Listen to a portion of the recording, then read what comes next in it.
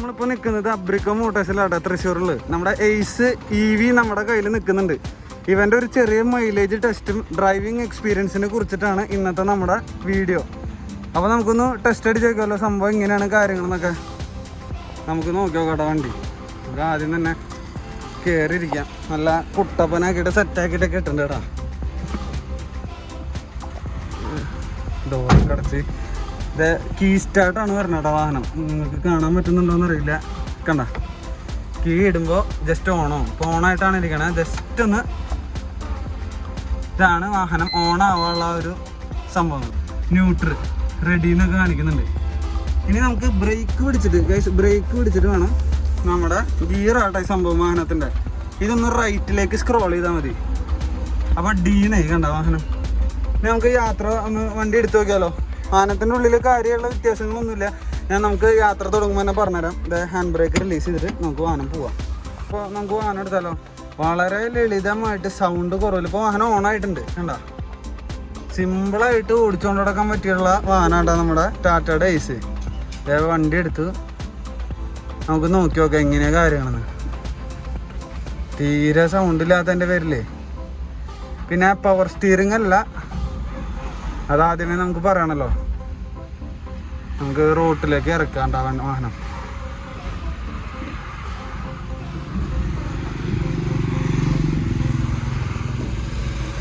നമ്മുടെ ആക്സിലേറ്റർ കൊടുക്കുമ്പോൾ ഒരു ലീനിയർ ആയിട്ടുള്ളൊരു മോഷനിലാണ് വാഹനം നീങ്ങുന്നത്.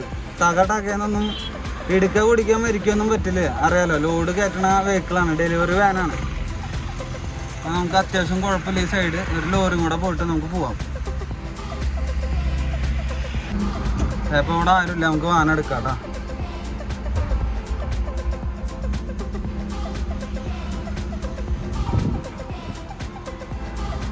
അപ്പോൾ ഗൈസ് നമ്മളിപ്പോൾ പോകുന്നത് തൃശ്ശൂരിലുള്ള നടത്തറയിൽ നിന്ന് മണ്ണുത്തി വഴി അങ്ങനെ ഏകദേശം നമ്മൾ കുറച്ച് ദൂരം കറങ്ങിയിട്ടാണ് നമ്മൾ തിരിച്ചു വരാനുള്ള ഉദ്ദേശം.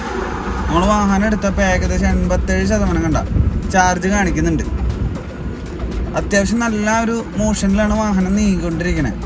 തീരെ എൻജിൻ നോയ്സ് ഒന്നും ഇല്ലാത്തതുകൊണ്ട് അത്യാവശ്യം നല്ല ടോർക്ക് ഉള്ളതുകൊണ്ട് തന്നെ കണ്ട ക്ലച്ച് ഫ്രീ വാഹനമാണ്. ക്ലച്ചൊന്നുമില്ല, സിമ്പിളായിട്ടാണ് വാഹനം പോയിക്കൊണ്ടിരിക്കണത്. 87. ഈ വാഹനം ഓടിക്കൊണ്ടിരിക്കുമ്പോൾ തന്നെ റീജനറേഷനും നമുക്ക് കാണാൻ സാധിക്കും. ഇവിടെ എങ്ങനെയൊക്കെയാണ് ആക്സിലറേഷൻ കൊടുക്കേണ്ടത് അതൊക്കെ നമുക്ക് കാണിച്ചിട്ടുണ്ട് സ്റ്റിക്കർ വഴിയായിട്ട്. അത്യാവശ്യം നല്ല ബ്ലോക്കാണ് നമ്മൾ വാഹനം എടുത്തപ്പോൾ. ഇത്രയും വലിയൊരു വാഹനമാണ് നമ്മൾ ഓടിച്ചു കൊണ്ടുപോകണമെന്നുള്ള യാതൊരു വക ഒരു പ്രശ്നങ്ങളൊന്നും നമുക്ക് തോന്നുന്നില്ല കേട്ടോ. 112 കിലോമീറ്റർ നമുക്ക് കാണിക്കുന്നുണ്ട് ഇവിടുന്ന്. നമുക്കൊന്ന് ഓടിച്ചു നോക്കിയിട്ട് ഈ വാഹനത്തിൻ്റെ ബാക്കി എല്ലാ കാര്യങ്ങളും നമുക്ക് അരിച്ച് പറക്കി കുടിച്ചിട്ടാണ് നമ്മൾ റിട്ടേൺ വരുള്ളൂ.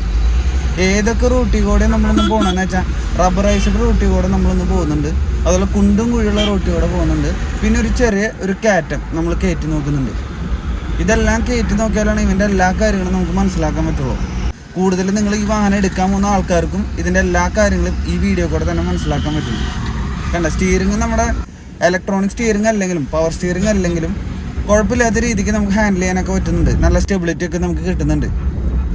കണ്ട ഇപ്പോൾ ഈ റോഡിന് ചെറിയൊരു ടാറിങ് വ്യത്യാസം ഉള്ളതുകൊണ്ടും എന്താ പറയുക കൂടുതൽ ഉള്ളിക്കൊന്നും എഫക്റ്റ് ചെയ്യുന്നില്ല നമുക്ക്. ഇനി ഞാൻ കാണിച്ചു തരാം എങ്ങനെയൊക്കെയാണ് ഏതൊക്കെയാണ്. ഇപ്പോൾ വാഹനം 658 കിലോമീറ്റർ ഓടിയുണ്ട് കണ്ട. 109 കിലോമീറ്ററാണ് DTE കാണിക്കുന്നത്. അതായത് അത്രയും കിലോമീറ്റർ ഓടുള്ളൂ മൊത്തത്തിൽ. നമ്മളൊന്ന് റീസെറ്റ് ചെയ്ത് വെച്ചേക്കാണ് ട്രിപ്പേൽ. എന്നിട്ട് ലാസ്റ്റ് തിരിച്ചു വരുമ്പോൾ നോക്കാം. 84% ചാർജിൽ കാണിക്കുന്നുണ്ട് കേട്ടോ. കണ്ട 658. നമുക്കൊന്ന് എടുത്തു നോക്കിയാലോ. ഇനി കുറച്ചും കൂടി മുന്നിലേക്ക് പോയി കഴിഞ്ഞാൽ നമ്മുടെ തൃശ്ശൂർ പാലക്കാടുള്ള ഹൈവേയിലുള്ള കുതിരാൻ തുരങ്കം നമുക്ക് എത്തൂട്ടാ. ഒന്ന് മുകളിച്ച് നോക്കിയാലോ. അധികം സ്പീഡ് എടുത്ത് പോകാൻ പറ്റില്ല, നിങ്ങൾക്ക് അറിയാലോ. ഇതൊരു ഡെലിവറി വെഹിക്കിളാണ്. ബാക്കിൽ ബോഡിയൊക്കെ കെട്ടിയിട്ടുള്ള വാഹനമാണ്. കമ്പനി സെറ്റ് ചെയ്ത് വന്നിട്ടുള്ള ബോഡി ആട്ടാ. നമുക്കൊന്ന് അത്യാവശ്യം സ്പീഡ് കയറ്റി വെക്കാം. 52, 53, 54 കണ്ട. എൻ്റെ ഓനെ ഒരു 60 വരെ നമുക്ക് ഈ വാഹനത്തിൽ പടച്ചു പോകാൻ പറ്റും. ഒരിക്കലും ഈ വാഹനം പടച്ചു പോകാനുള്ള ഒരു വെഹിക്കിളല്ല. ഞാൻ ഇതിൻ്റെ മാക്സിമം സ്പീഡ് എന്നെ കൊണ്ട് പറ്റാവുന്ന രീതിക്ക് നിങ്ങൾക്ക് കാണിച്ചു തരാണ്. ഈ ഒരു സ്പീഡിലൊന്നും പോരുത്. ഒരു 40-50 റേഞ്ചിൻ്റെ ഉള്ള മാക്സിമം പോകാൻ പാടുള്ളൂ. അങ്ങനെയാണ് ഈ വാഹനത്തിൻ്റെ മൈലേജ് നല്ല രീതിക്ക് ക്ലെയിം ചെയ്യാൻ പറ്റുള്ളൂ കേട്ടോ.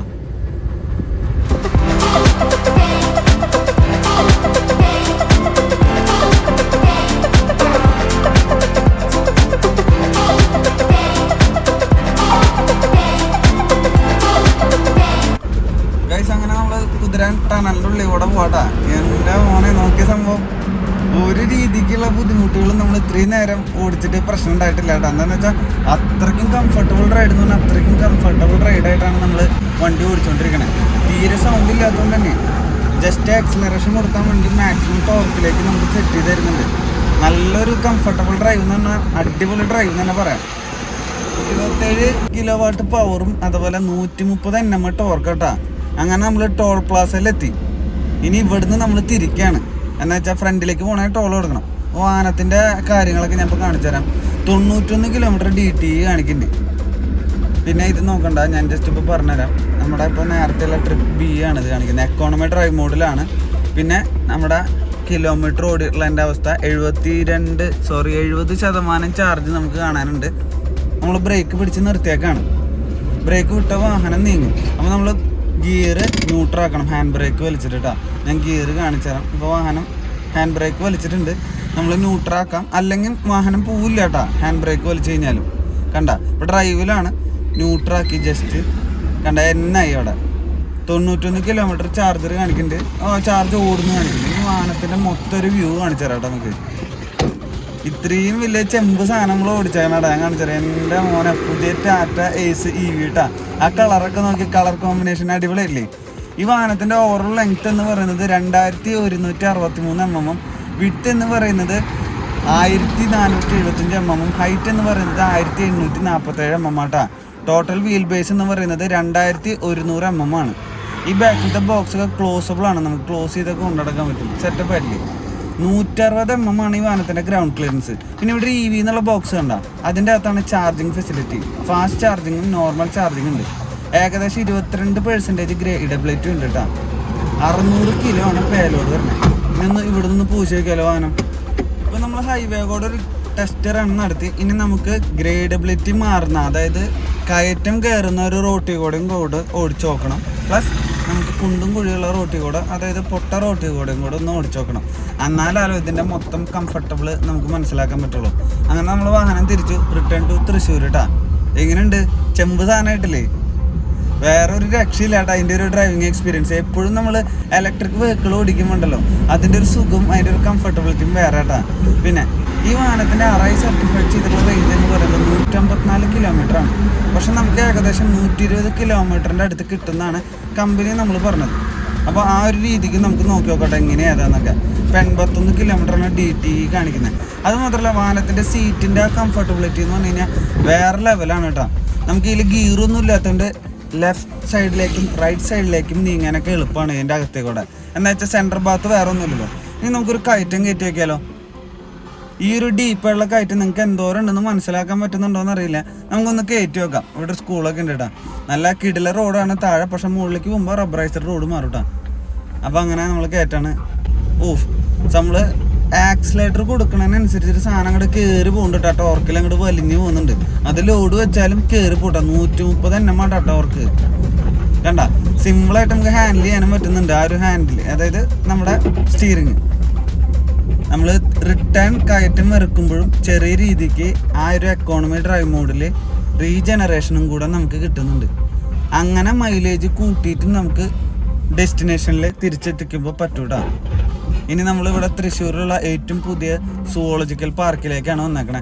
ഒട്ടുമിക്ക എല്ലാ റോഡുകളിലും ഓടിച്ചിട്ട് വേണമല്ലോ മാക്സിമം കിലോമീറ്റർ ഇതിൻ്റെ ഊറ്റിച്ച് മുതലാക്കിയിട്ട് വേണമല്ലോ മൈലേജ് ടെസ്റ്റ് എന്ന് പറയുമ്പോൾ നമുക്ക് മനസ്സിലാക്കാനായിട്ട്.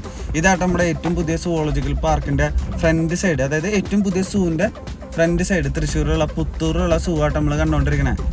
എൻ്റെ മോനെ, കുഴികൾ എന്നൊക്കെ പറഞ്ഞാണ്ടല്ലോ ഭീകര കുഴികളായിട്ട് അവിടുത്തെ റോട്ടിലൊക്കെ, ചില റോട്ടിൽ. അപ്പോൾ അതിലും കൂടെ ഇറക്കി നോക്കാം. കണ്ട ഇത് നിങ്ങൾക്ക് ക്യാമറയിൽ എന്തോരം മനസ്സിലാവുണ്ടെന്ന് അറിയില്ല. നമ്മുടെ ടയർ ഇറങ്ങുമ്പോൾ ആ അകത്തേക്കുള്ള ഒരു സുഖം ഞാൻ പറഞ്ഞുതരാം. ഒരു കുഴപ്പമില്ല എന്ന് പറഞ്ഞാൽ ഒരു കുഴപ്പമില്ല കേട്ടാ. ലീവ്സാണ് ഈ വാഹനത്തിൽ വരുന്നത്. അതുകൊണ്ട് തന്നെ യാതൊരു വിധത്തിലുള്ള കംഫർട്ട്നെസ് ഉള്ളിലേക്ക് കുറവ് നമുക്ക് ഫീൽ ചെയ്യില്ല. കണ്ട ഇതൊക്കെ കുഴികളിലൂടെയാണ് നമ്മൾ അടിച്ച് മിന്നിച്ച് വരുന്നത്. സ്പീഡിലല്ല, അത്യാവശ്യം നമ്മളൊരു 5-10 km/h സ്പീഡിലാണ് വരുന്നത്. ഒരു കുഴപ്പമില്ല കേട്ടോ ചെക്കനെ. അങ്ങനെ നമ്മൾ വാഹനം തിരിച്ചെത്തിച്ചു. നമ്മൾ 112 കിലോമീറ്ററിലാണ് ഇവിടുന്ന് തൃശ്ശൂരിൽ നിന്ന് പോയത് കേട്ടോ. അപ്പോൾ 53 കിലോമീറ്റർ ബാക്കിയുണ്ട്. ടോട്ടൽ 59 കിലോമീറ്റർ നമ്മൾ ഓടിച്ചിട്ടുണ്ട്. അപ്പോൾ ഏകദേശം 112 മുതൽ 120 കിലോമീറ്ററിൻ്റെ അടുത്ത് തന്നെ റേഞ്ച് ഉണ്ട് കേട്ടോ. എങ്ങനെയുണ്ട്? വിശ്വസിക്കാട്ടോ ചെക്കനെ. അപ്പോൾ വീഡിയോ ഇഷ്ടപ്പെട്ട് കഴിഞ്ഞാൽ ലൈക്ക് ചെയ്യുക, ഷെയർ ചെയ്യുക, സബ്സ്ക്രൈബ് ചെയ്യുക കൂടുതൽ വീഡിയോസിനായിട്ട്. കുഴപ്പമില്ല ഏട്ടാ,